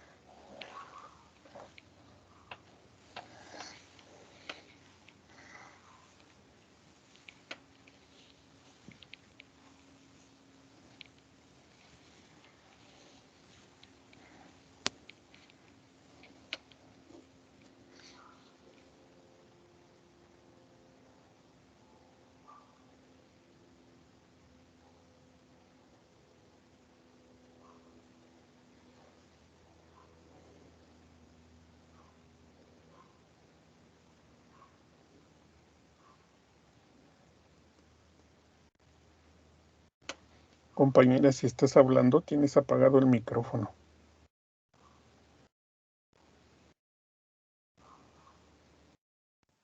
Ay, sí estaba hablando, disculpe.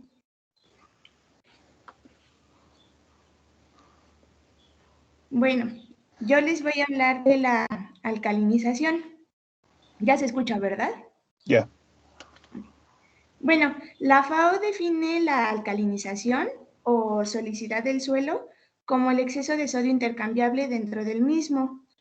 A medida que su concentración incrementa en el suelo, empieza a reemplazar a otros cationes. Y los suelos sódicos se frecuentan en regiones áridas y semiáridas y muchas veces se encuentran inestables y con propiedades físicas y químicas muy pobres. Y debido a ellos se encuentran impermeables, disminuyendo la percolación, que esto es el paso lento de fluidos a través de los materiales porosos, la infiltración del agua por el suelo y, por último, el crecimiento de las plantas. La alcalinización se desarrolla cuando en la solución del suelo existe una concentración elevada de sales sódicas que son capaces de sufrir hidrólisis alcalina. Y la alcalinización también se produce cuando una disolución nutritiva o un sustrato presenta un pH superior a 7. Dentro de las consecuencias desfavorables de la alcalinización del perfil se encuentran algunas propiedades físico-químicas, como son que las arcillas sódicas, como el humus, se dispersan y algunos agregados estructurales se destruyen. En un medio de cultivo se produce alcalinización cuando las raíces absorben preferentemente iones con carga eléctrica negativa, como son el nitrato y el fosfato. Y bueno, eso fue lo que yo encontré de la alcalinización. Ok. Sí, aquí nada más agregar que una de las causas que provocan ese pH alcalino es que el sodio se asocia con el carbonato, formando carbonato sódico, y tenemos condiciones de pH incluso llegando a valores por arriba de 11. ¿Sí? Son ambientes, se desarrollan principalmente, como ya lo mencionó la compañera, en ambientes áridos, donde no hay una buena cantidad de humedad y no permiten que esos iones se pierdan por lavado o lixiviación, por lo tanto quedan acumulados en la superficie. Gracias, Fernanda. Cristian nos va a hablar de... Sí, profe. Duripan. Duripan.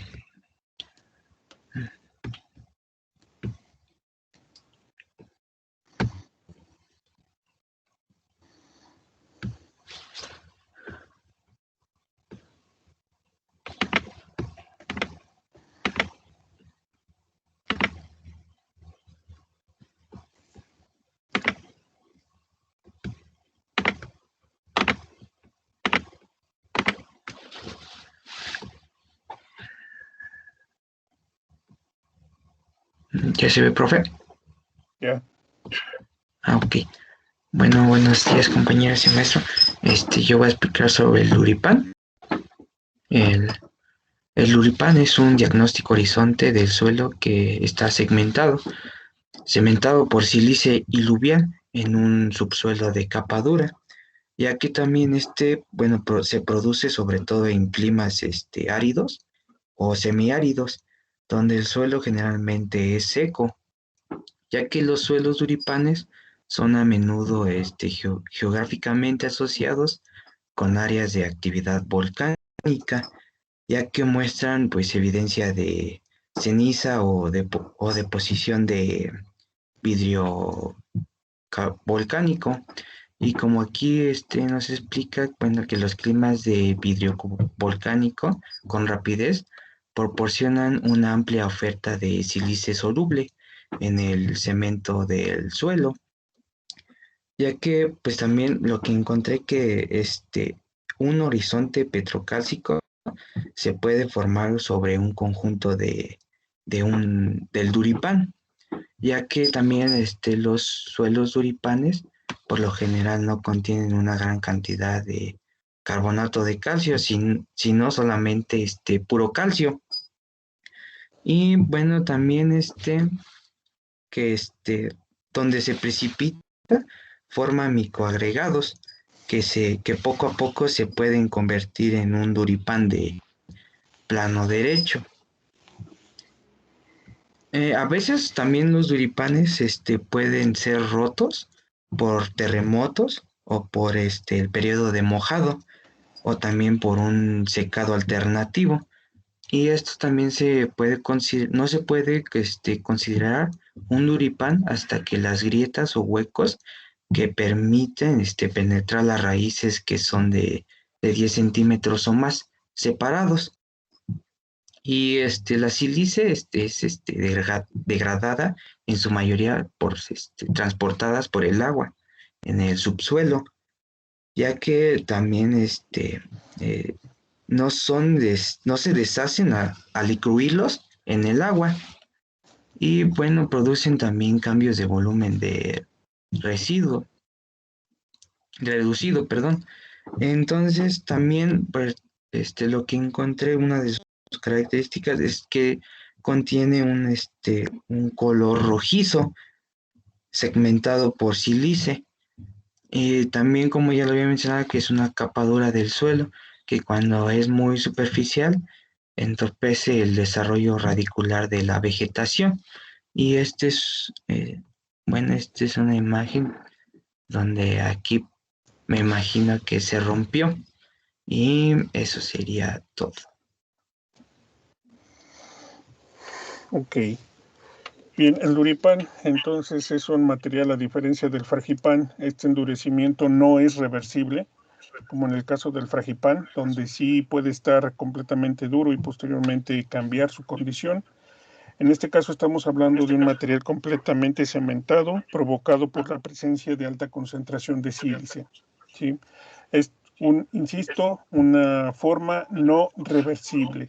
Está completamente duro y es una barrera que impide el crecimiento del sistema radicular. ¿De acuerdo?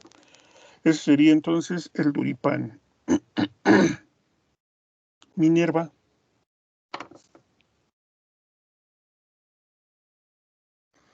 No está Minerva. Ella nos iba a hablar de la petroferrización, que es un proceso semejante a la formación del Duripan. En este caso, la petroferrización es exactamente lo mismo. Es un endurecimiento, es un tipo de cementación, pero donde está involucrado el hierro. El hierro va a endurecerse y va a impedir también la formación el desarrollo de sistemas radiculares. Entonces, la característica o la diferencia entre el Duripan y la petroferrización es simplemente el color. Como estamos hablando de un material férrico, está oxidado y está cementado al mismo tiempo, lo que provoca que se presenten coloraciones netamente rojas. Entonces, no es más que la formación de un horizonte subsuperficial de condiciones endurecidas o cementadas por la presencia de hierro. Esa sería la petroferrización. Luego tenemos, nuevamente, vamos a hablar de los que son las translocaciones, que ya se hizo referencia, pero José Alfredo va a completar las translocaciones en suspensión. Sí, profe, permítame tantito.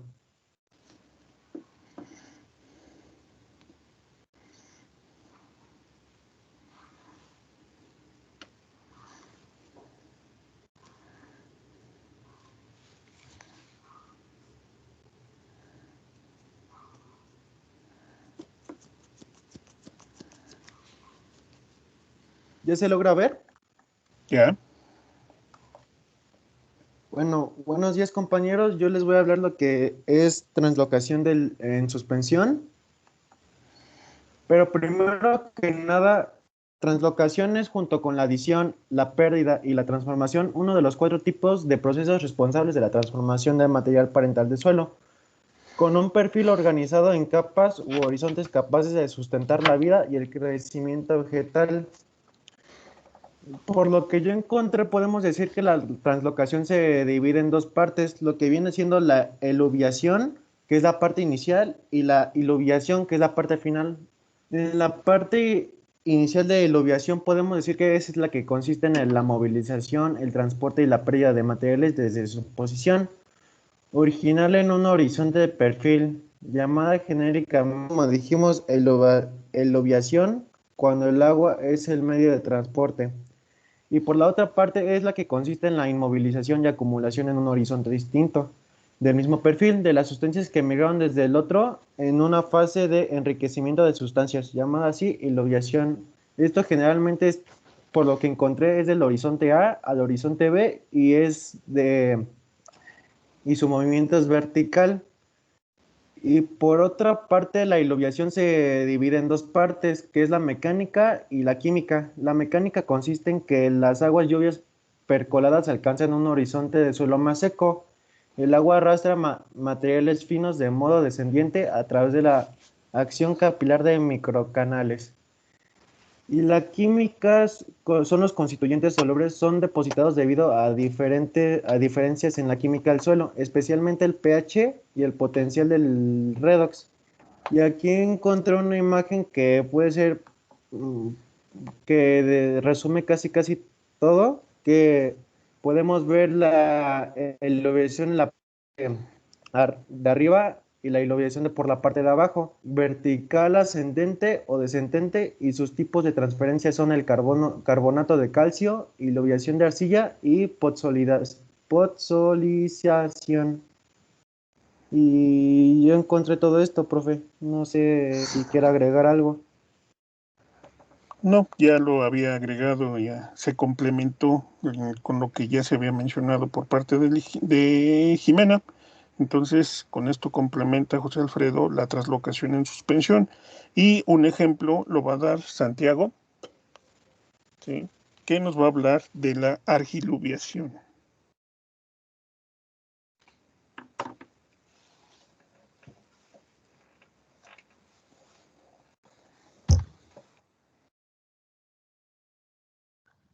Sí, pero permítame tantito, por favor.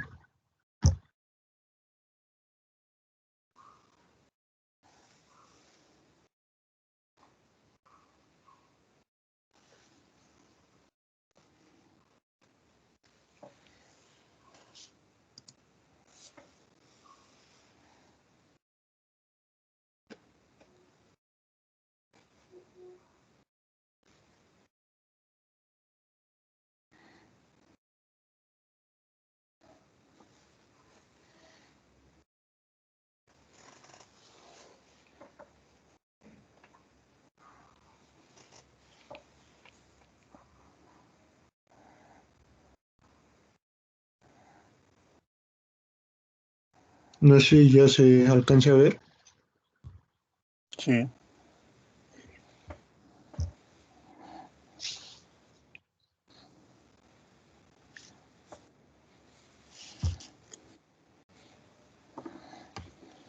Bueno, pues la argiluviación es el proceso por el cual las arcillas se mueven como una suspensión coloidal desde los horizontes superiores eluviales hacia los inferiores, que son los iluviales, donde son redepositadas.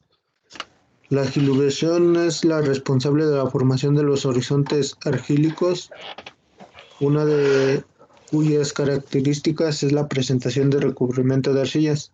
Es el proceso predominante en los urtisoles y los alfisoles, argits, y en los grandes grupos argi de los molesoles.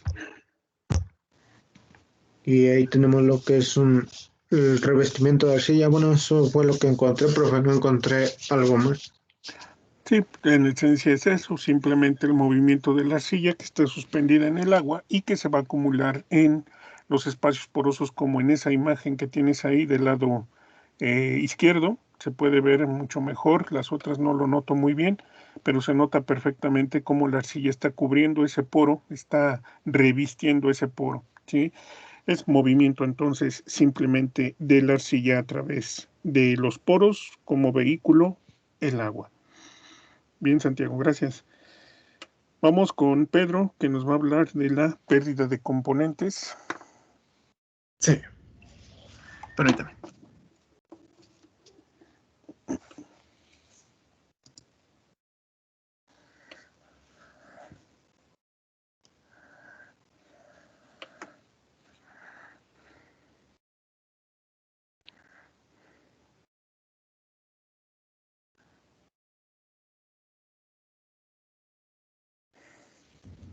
¿Ya se ve la presentación, Pro? Ya. Okay. Me disculpo por si se escucha el ruido de fondo y un poco de movimiento aquí en casa. Muy bien. Les voy a hablar acerca de la pérdida de los componentes, compañeros. Bueno, de la pérdida de los componentes del suelo, pero para comenzar, pues debemos saber cuáles son los componentes del suelo. Estos los podemos dividir principalmente en dos, en espacio de poro y material sólido. Bueno, en espacio de poro tenemos al aire, al agua, y en el material sólido tenemos a los minerales y a la materia orgánica. Recordando, vamos a tomar a los minerales como van a ser todos estos que ya habíamos retomado anteriormente, que según su tamaño reciben distintos nombres. Las más grandes se llaman gravas, las intermedias arenas, y limos, que son las más pequeñas, que son las arcillas. La materia orgánica. Esta está compuesta por residuos vegetales y animales en diferentes grados de descomposición, desde materiales poco degradados que se distinguen y se reconocen a simple vista, hasta el material oscuro. Muy bien, pero aquí la pregunta, ¿por qué la materia orgánica se pierde del suelo? ¿O por qué no está presente en algunos ya suelos? Bueno, hay diversas razones por las cuales se puede perder la materia orgánica del suelo. La primera, y bueno, creo que es la que más está presente dentro de las actividades agrícolas, y es cuando se quita el rastrojo de la milpa, y este puede ser un ejemplo del zacate, que cuando se hace un pase de rastra, representa una gran cantidad de materia orgánica para el suelo. La práctica de un monocultivo, el mismo cultivo de siempre absorbe los mismos nutrientes de cada año, y eso va haciendo una pérdida de un solo tipo de nutrientes. Y también por el abuso de fertilizantes nitrogenados. Ahora en el aire. El aire del suelo contiene los mismos componentes gaseosos que la atmósfera, aunque en proporciones distintas. Hay principalmente nitrógeno, oxígeno, anhídrido de carbono y vapor de agua. Aquí en esta imagen que está a un costado se ve, cómo está presente el aire dentro del suelo.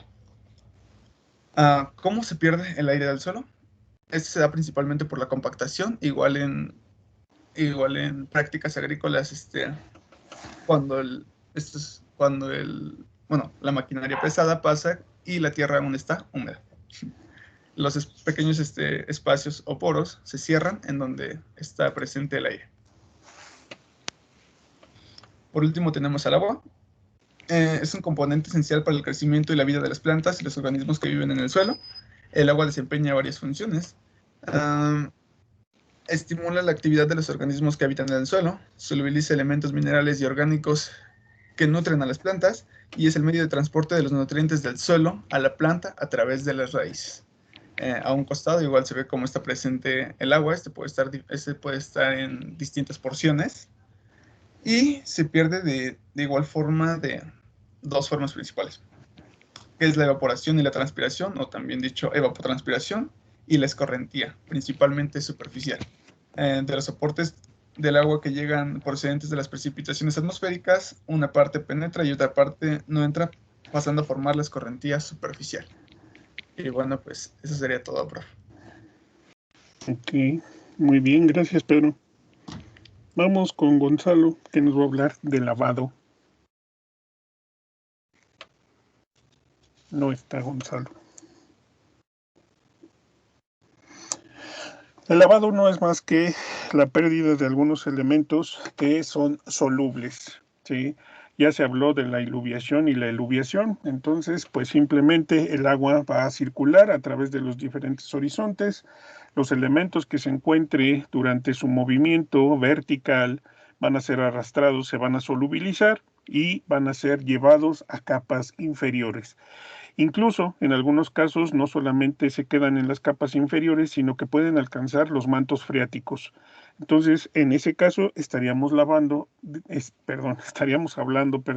de lo que es el lavado, ¿sí? Únicamente el agua se encarga de solubilizar elementos y llevarlos a horizontes inferiores o a mantos freáticos, ¿sí? Ese sería el lavado. Edwin, ¿nos puedes hablar de la lixiviación? Sí, voy.